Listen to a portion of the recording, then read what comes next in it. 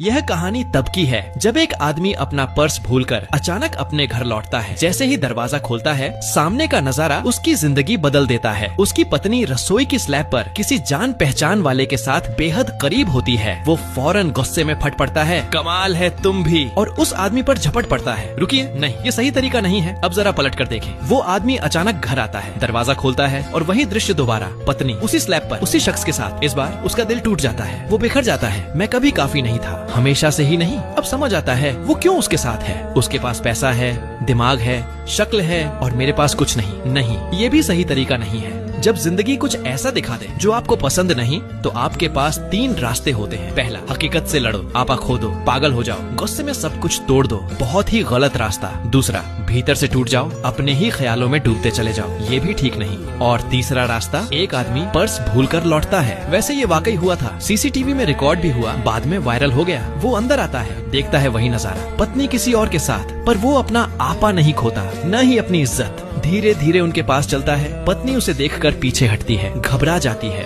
वो शख्स भी सहम जाता है। वो दोनों को एक एक बार देखता है, पहले पत्नी को, फिर उसे। शांति से अपना पर्स उठाता है और मुड़कर चल देता है। पत्नी उसके पैरों में गिर जाती है। माफ कर दो, प्लीज माफ कर दो। वो धीरे से उसके हाथ हटा देता है। वो अब भी घुटनों पर है, उसकी टांगों से लिपटी हुई। फिर वो उस शख्स से हाथ मिलाता है। अब वो रिश्तेदार था या नहीं, कहना मुश्किल है, पर कहानी में थोड़ा रंग आ जाता है। वो आदमी भी असहज होकर हाथ मिलाता है, और फिर वो आदमी बिल्कुल शांत दरवाजा बंद करके चला जाता है। हाँ, उसे तकलीफ हुई। वो इस रिश्ते को लेकर बहुत उम्मीदों में था। उसे लगा था कि उनके बीच कुछ खास है, एक साथ भविष्य की कल्पना की थी। पर जिंदगी ने जो दिखाया वो सच्चाई थी, और किसी अजीब से तरीके से वो शुक्रगुजार था कि ये अभी पता चला, बाद में नहीं। क्योंकि उसका एक नियम है, हकीकत को हमेशा स्वीकार करो, उसे नकारो मत, उससे लड़ो मत।